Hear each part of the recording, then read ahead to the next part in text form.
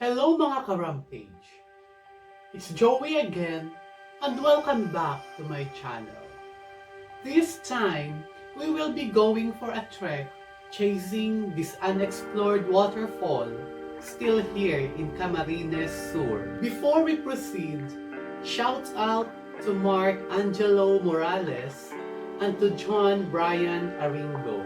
And to those who have not subscribed to my channel yet, please do subscribe.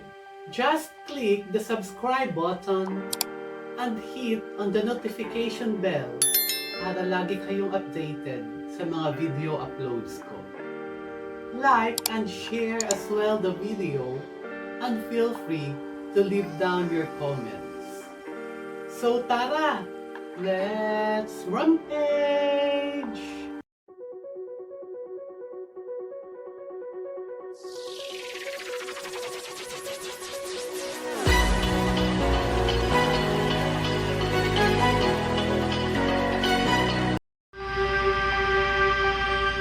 The Philippines may be known for its beaches, but it also has other natural resources to be proud of.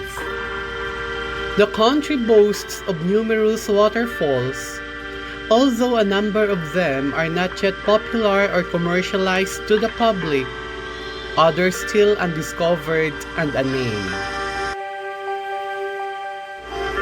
Most travelers like to see the amazing falls in the Philippines, even though it includes hours of trekking.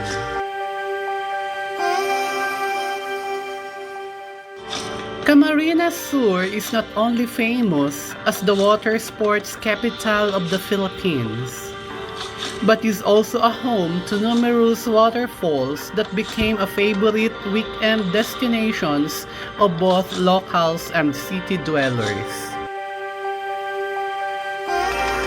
Located in between the barangays of Sinuknipan in the municipality of Gallego and Catabangan in the town of Ragay, is a beautiful waterfall at the end of a tranquil jungle.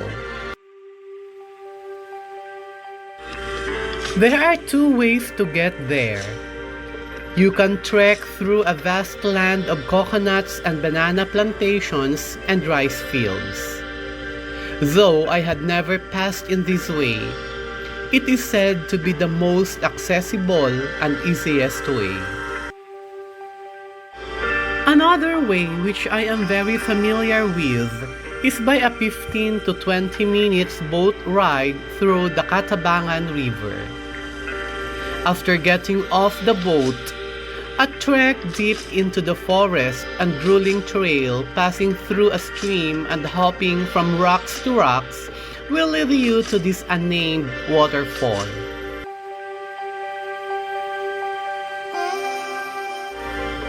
The hike in chasing this waterfall is exhausting, but whichever way you take, at the end of the journey, you'll find yourself in awe upon seeing the magnificence of this waterfall. It is a natural attraction that has yet to be explored.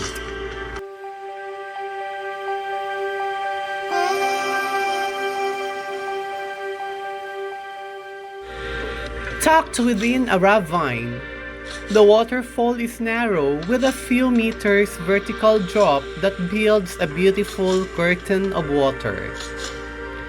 It is peacefully surrounded by big trees and verdant vegetation and offers a mollifying atmosphere. The plants around the area are also magnificent.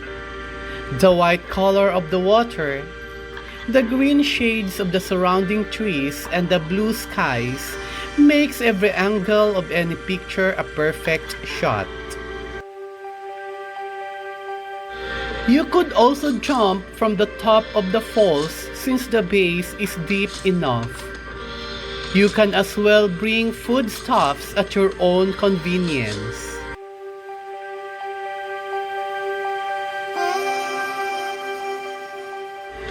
This two-tier waterfall is a great place to hang out, especially to those who are adventure seekers. The cool waters, The fresh air, the tranquility of nature. What more could you ask for?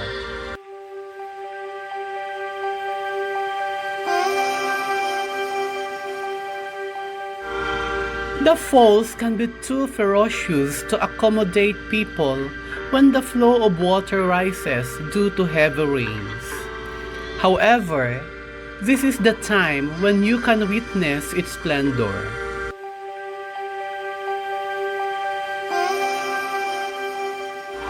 On the other hand, the normal is far more gentler.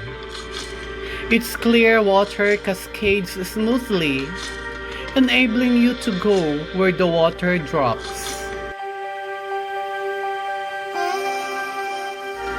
The water that flows from higher elevation is gently falling in streams over crags and ridges that form a nature-made lagoon when it reaches to the catching basin. This waterfall is literally obscure, only known mostly to the residents and locals of the neighboring barangays.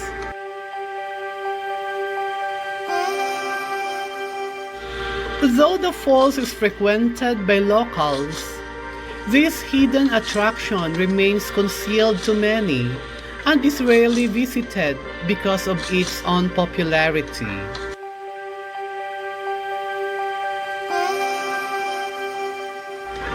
You can visit it and have it all for yourself amidst all the surrounding greenery.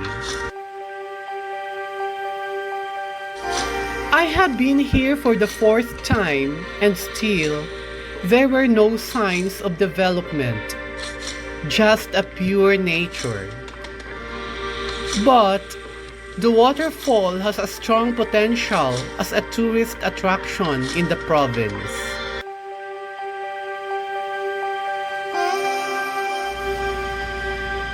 While the Philippines is reputable for its pristine beaches, there's nothing like discovering its best-kept secrets and unspoiled beauty.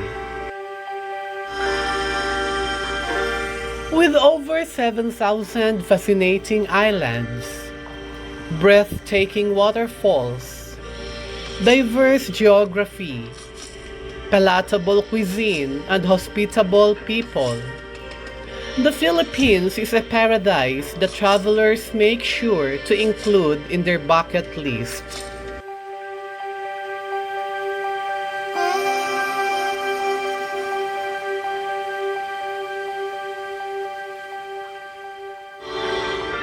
For the people who want extra adventures, they aim to see the nature's best, no matter how hard the journey will be.